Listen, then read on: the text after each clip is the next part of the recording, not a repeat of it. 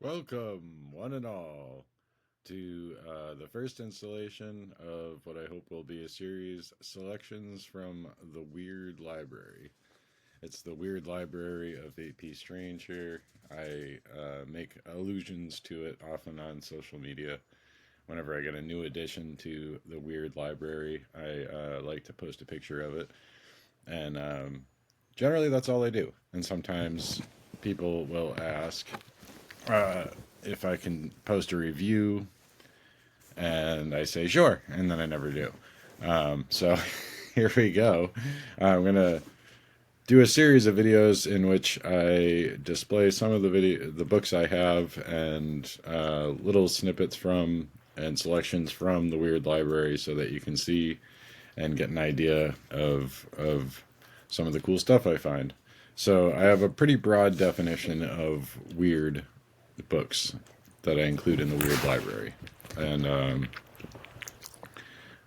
that's something I'm probably going to write about as a further introduction for this. But they're not all paranormal. There's a kind of a variety of weirdness, of what I consider weird, and I hope I hope you'll enjoy a little sneak peek into the library. Hopefully, I won't have too many interruptions from my resident goblin, Bernie. But uh, so, uh, first up, I got each video that I do. I think I'm going to feature three books. And first up on the list is one that I was really excited to get. This is Spiritism and Common Sense by Charles Maria de Heredia. He's a Jesuit. I came across him in my studies of Houdini and his exposures of spiritualism. But what's really exciting about this one is that Father Heredia was a local dude for me. I live in Worcester, Massachusetts, and he was a teacher at the College of the Holy Cross here in Worcester, Spanish department.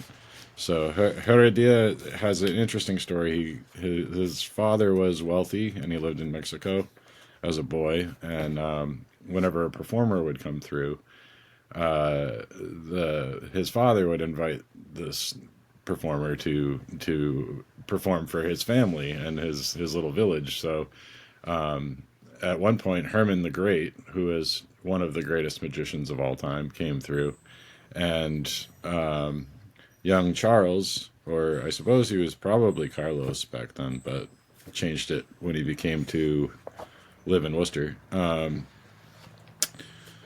was fascinated by magic, and his father was wealthy enough to pay one of the greatest magicians of all time in the pre-Houdini era to teach him how to do magic tricks. So so this is like a cool confluence here, where you have a man of the cloth who's also into stage magic, and he's debunking spiritualists. So he was able to produce spirit photography. That was one of the things that he was doing. There's a super cool photo in here of a giant ghostly hand that I will find shortly. But this is a really interesting read, because he's not necessarily of the opinion that it's impossible to contact the dead.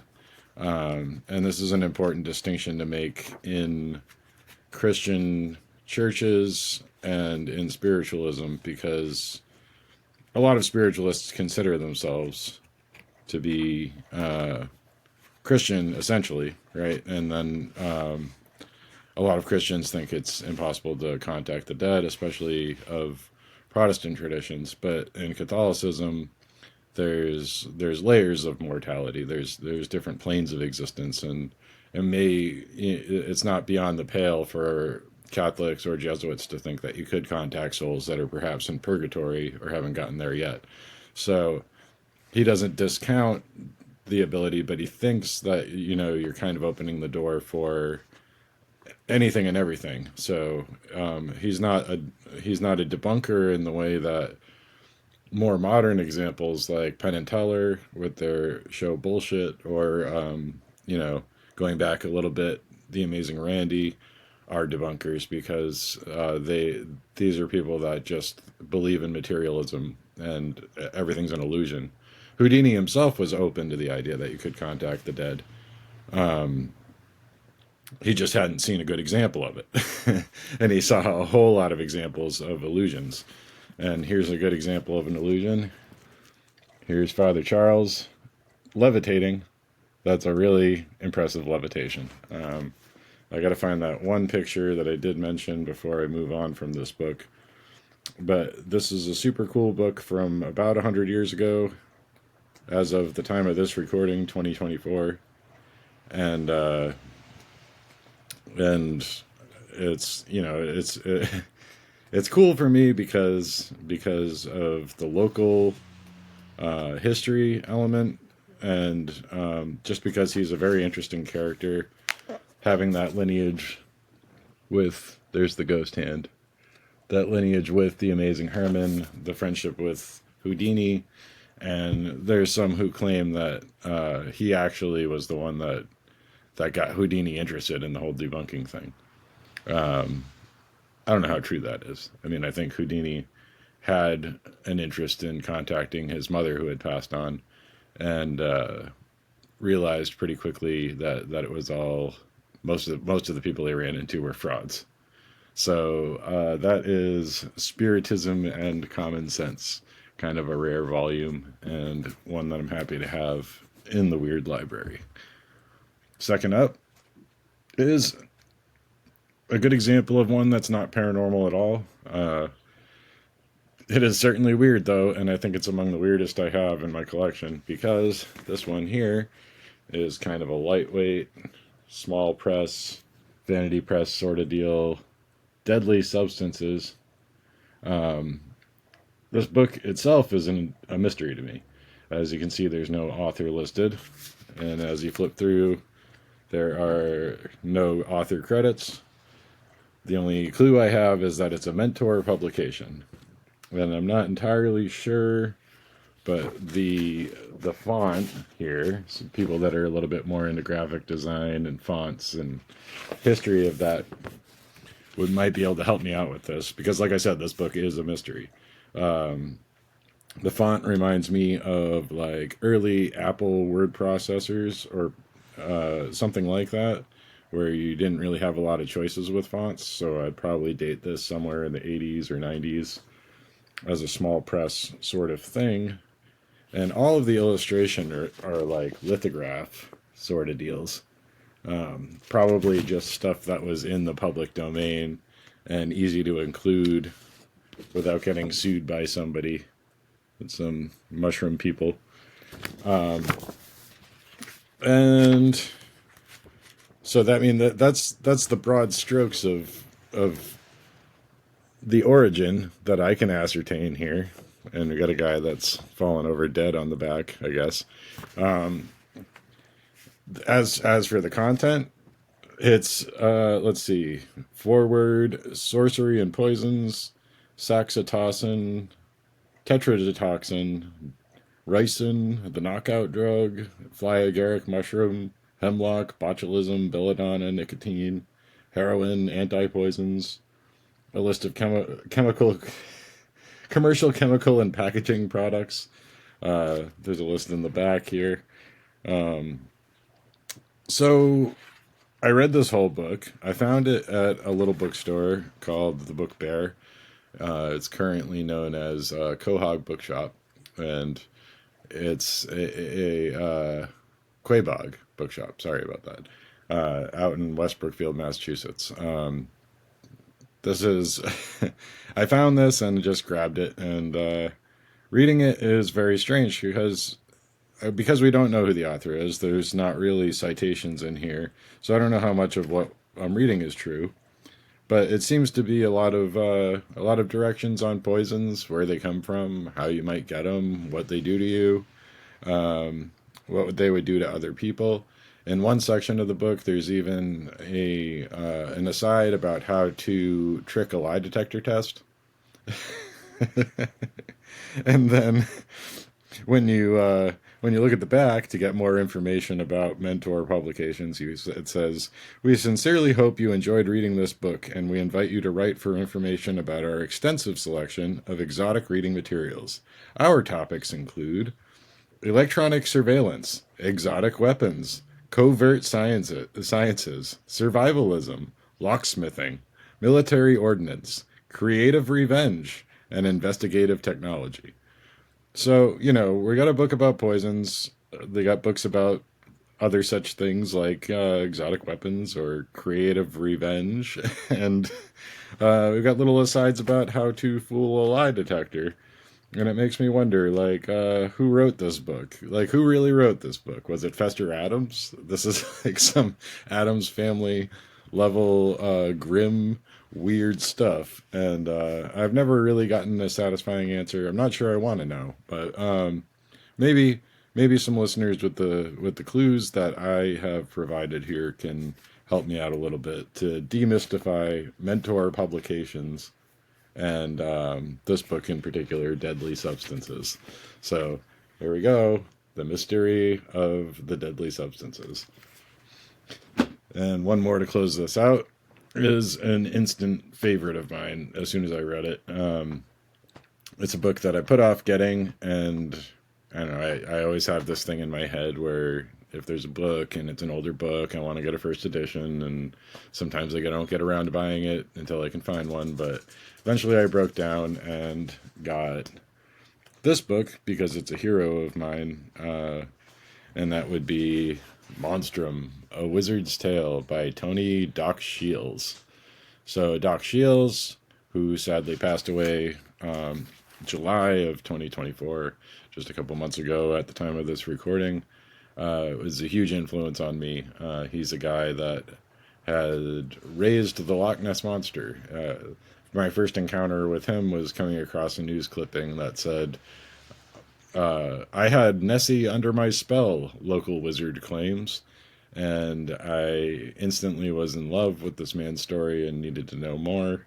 I needed to know who the local wizard was, how he was able to magically summon Nessie from the loch, and he does a whole lot of other things too. So this is a reprint of the book that's from the Center for Fortean Zoology. I can talk. Now, Jonathan Downes is one of the people involved with that, and in particular producing this book. I think he wrote the beginning of the book here. Maybe? No. There's an introduction by Colin Wilson, because what self-respecting Fortean author in the 70s doesn't have a introduction from Colin Wilson? And this book pairs nicely with Downes's book about the Owl Man of Monon.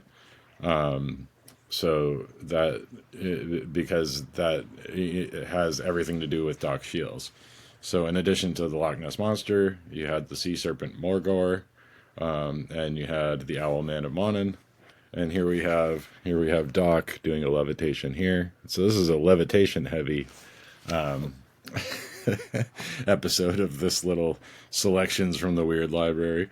But this is so much more than just monsters. Shiels' writing style is kind of psychedelic at times. It's kind of stream of consciousness at times.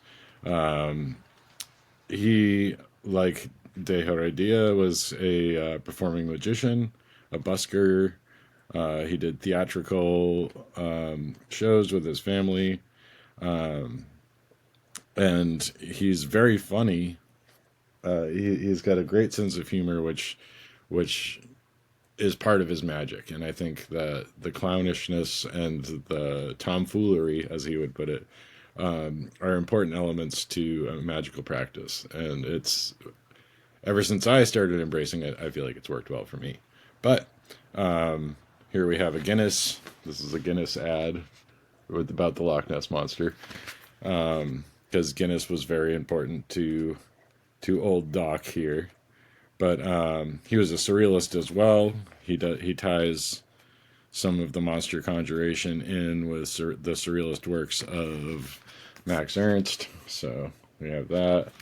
Um, we've got nude witches because that's an important part of monster raising. So this is Shiels' account of the 1970s, particularly 1977, around that time, conjuring various monsters, and uh, and some of his thoughts, his philosophy, and how that all works out.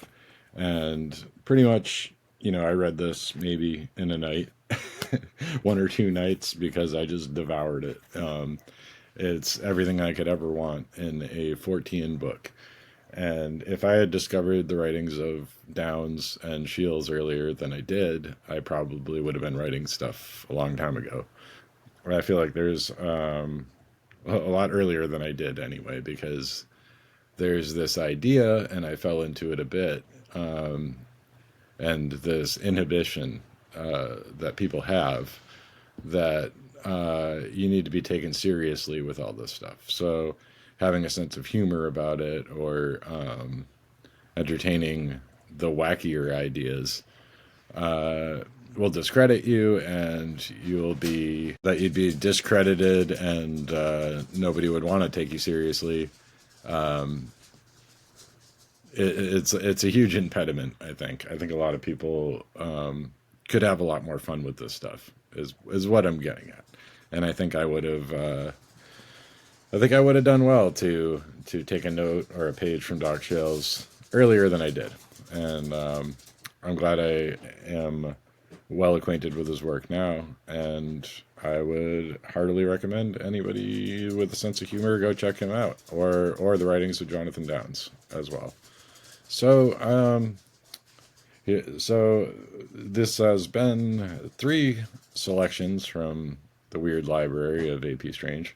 I hope you enjoyed it. I want to keep doing little videos like this because I have a lot of books, and it's fun to talk about them, and I want to do more than just share a picture of them when I get one. So until we meet again. If I can figure out how to stop recording.